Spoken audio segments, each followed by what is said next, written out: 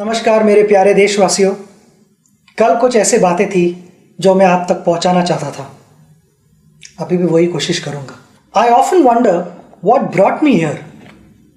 Little did I realize that those baby steps in cricket would lead me to great lifetime memories. I always loved playing sport and cricket was my life. My father, Professor Sachin Tendulkar, was a poet and a writer. He always supported me and encouraged me to be what I wanted to be in life. The greatest gift I got from him was the freedom to play, the right to play. And I would always be grateful to him for that. There are many pressing matters in our country which requires our attention. Economic growth, poverty, food security, healthcare, among many others. Being a sportsman, I'm going to talk on sports, health and fitness of India, for it has a telling impact on our economy.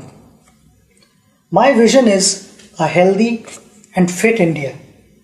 जब स्वस्थ युवा तब देश में कुछ हुआ. India is set to emerge as the youngest average age nation in the world by 2020. So the assumption is ये young है तो fit है, but we are wrong. We are the diabetic capital of the world with over 75 million people being affected by this disease. And when it comes to obesity, we are sitting at number 3 spot in the world. The economic burden of these diseases will not allow our nation to progress. According to a UN report, the impact on the Indian economy of non-communicable diseases from year 2012 to 2030 will be 6.3 trillion US dollars. यानी Indian 4 crore रुपये. आपने सही सुना, 4 करोड़ रुपये. मगर ये number हम सब नीचे ला सकते हैं अगर हम सब ने यही कोशिश की कि हमारी सेहत ठीक रहे, सही तरह से एक्सरसाइज करें और कोई स्पोर्ट खेले, तो बहुत कुछ बदल सकता है. But I feel उसके लिए we need a plan to help us become a sporting nation, to change our sedentary lifestyle, unhealthy mindset. हमारे फिटनेस के सेशंस लाइट हो रहे हैं और खाने के सेशंस थोड़े हैवी होते जा रहे हैं. हमें यह आदत बदलनी चाहिए. मुझे लगता है कि इस मोबाइल फ़ोन के ज़माने में हम सब immobile होते जा रहे हैं. Many of us only discuss, but we don't play at all. We need to transform India from a sport-loving nation to a sport-playing nation. Make everyone more active and participative. Inculcate and develop a sporting culture in our country. The northeast of India, which has only 4% population of India, has a vibrant sporting culture. It has produced many sporting heroes, including our boxing icon, Mary Kom. Recently crowned champion weightlifter, Mirabai Chanu, Deepa Karmakar, Baichung Bhutia, Sarita Devi, Sanjita Chanu, and many more. Sport promotes social harmony. President Nelson Mandela's efforts to use the Rugby World Cup in South Africa's journey to become an inclusive state is legendary. Sport has a unique way of building a nation. It builds character for individuals, and character for individuals means character for India. From being a naughty child to chasing a dream to win the World Cup for India, I became more disciplined and more focused. I had a goal and I started planning for it. But the most important aspect was the execution of those plans. Not always did I succeed. There were occasions where I failed. But sports taught me to get back on my feet again and compete in the fairest possible manner. I fondly recall a few lines shared by my father many years ago. पराभव म्हणजे शेवट नाही. हरून घरात बसणं योग्य नाही. कधीतरी एखादा उत्कृष्ट खेळाडूही शून्यावर बाद होतो, पण त्यानंतरचा संघर्षच उद्याचं सामर्थ्य निर्माण करतो. आयुष्याला एक वेगळी कलाटणी देतो. We must build a sporting culture in our country. Otherwise, a young, unfit, unhealthy India is a recipe for disaster. I am humbly proposing a framework of 3 I's here. Invest, ensure, immortalize. Invest. We must invest our own time and effort and ensure our wellness. Each one of us needs to start adopting an active sport and play it regularly. We have our honorable chairperson who loves his game of badminton, much like the famous poet and lyricist Gulzar Saab's love for tennis. Age is no bar, as we are a country where one of the oldest marathon runners is the 101-year-old E.P. Parmeswaran from Kochi, whom I met recently.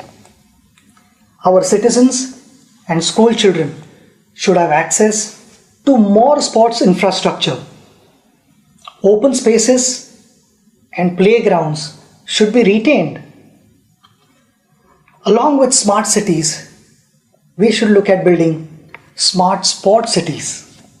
In this context, I appeal to the Honorable Minister for Corporate Affairs, Arun Jaitley ji, to kindly consider a percentage of CSR spends be made compulsory for the development of sports infrastructure. At a policy level, sport should be at par with any other subject in schools. Children representing school, district, state or country should get added marks or grades. This has been an area that I have been pursuing since the beginning of my tenure. I am grateful that it is indeed under serious consideration with the HRD and sports ministries working together on the same. जब घर में बेटी पैदा होती है तब हम कहते हैं लक्ष्मी घर आई है. उस लक्ष्मी को लक्ष्मी की तरह रखना हमारे हाथ में है. Daughters of India have shown what they are capable of with champions like Sindhu, Sakshi, Saina, Sania, Mithali, and the list goes on and on. When dreams don't discriminate, then why do we? I want to appreciate their parents, their family members, their coaches, their friends for helping them, for encouraging them, and that is the only reason they have reached here. My message to parents is to give equal support and encouragement to their daughters and sons, and they will make them proud. Before the Olympics or a major sporting event, our expectations go skyrocketing. I realize that things are changing for the good and that we have adopted a long-term approach on preparation. Along with early identification of talent, we must also have a dedicated squad guiding our athletes' preparations. And I feel it is extremely important to have a full-time support staff around our athletes, and winning medals should become their target as well. Last year, before the Olympics, one of our wrestlers was traveling to America for better sparring partners and to learn modern methods of wrestling. Could we have got them to India instead and used Digital India to share their training sessions with the rest of our coaches? And I'll back that up with my conversation with our badminton icon Pullela Gopichand, who said there is abundant badminton talent in India, but he was concerned about the coaching standards in our country. Persistence, preparation and practice will help us achieve our targets. I know there is no glory in practice, but without practice there is no glory either. In short, financial security is often a challenge when any sports person decides to focus on sports alone as their career. I am sure our colleague and former India hockey captain Dilip Tirki will agree that in most cases the sporting career ends at the early age of 35-40 years. Ironically, it is an age when a professional's career usually takes off or is rather stable. I am also aware that the government, through its many institutions, employs sportspersons and supports them, which we all appreciate. But we have many national, state, district level retired athletes who don't have a proper job. Some of them are probably passing files from one table to another. While ensuring their financial stability, we must also keep their minds engaged. Their skills and passion for sports would be best utilized for coaching our future generation. A case in point is the life of Nauri Mundu, who was a national level hockey player from Jharkhand. Following the end of her playing career, she doubles up as a teacher and works in the farm to make ends meet. Sita Sahu, a medalist at the Special Olympics in Athens in 2011, is selling golgappas to manage her life. We need to create an organization and engage these athletes to train our school children and identify talent at an early age. There is so much that these athletes have to offer back to our society. It is also imperative to have health insurance for all our national level athletes. The struggles faced by our hockey great Mohammad Shahid in his last days reiterates the need to prevent such unfortunate situations. The life of Shamsher Khan is another reminder of how we have failed our national heroes. The champion swimmer represented India in the 1956 Melbourne Summer Olympics. He finished 5th place, which continues to be the best Indian finish in the last 6 decades. He developed hearing and heart problems, and due to financial constraints, continued to live with these problems till his death. Our national heroes should be able to live a respectable life. Extending CGHS benefits to them is a step in that direction. I appeal to the Honorable Minister of Health and Family Welfare, JP Nadda ji, to kindly consider my request on this issue, which is in line with the recommendations put forth by the AICS. Gold, silver and bronze have appreciated in value over a period of time. However, sportspersons who won gold, silver and bronze medals for India, do we appreciate them enough? Achievements of champion sportspersons like Nawab of Pataudi, Prakash Padukone, Karna Malleshwari, Ajit Wadekar, PT Usha are not celebrated anymore. These champions, our heroes, didn't have the best of everything, but they made the best of everything. Today's generation probably doesn't even know what these champions achieved in their time. Along with what's happening around the world of sport, I think it is extremely important that the youngsters learn about our sporting history. All of us have had heroes in life who have inspired us on various occasions.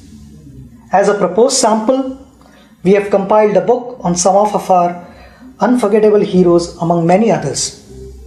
I sincerely feel the lives of these champions should be part of our curriculum. Sport has the power to change the world. It has the power to inspire.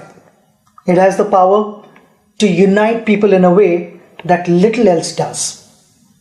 It speaks to youth in a language they understand. Sport can create hope where once there was only despair, said Nelson Mandela. In the year 2009, this August House passed the Right of Children to Free and Compulsory Education Bill. It is my humble suggestion that the Act be amended to include the right to play. Sports can be considered an essential and mandated part of the curriculum. Consequently, each child should get the right to play a sport at school. माता पिता जैसे आज तक अपने बच्चों को पूछते आए हैं कि क्या तुमने खाना खाया, क्या तुमने पढ़ाई की, मेरे लिए वो दिन सबसे बड़ा दिन होगा जब इन दोनों चीज़ों के साथ माता पिता अपने बच्चों को ये भी पूछेंगे कि आज तुम खेले या नहीं. I want to thank all of you for listening to me. Together, we can build a sporting culture in India and transform the way we live and play. Jai Hind.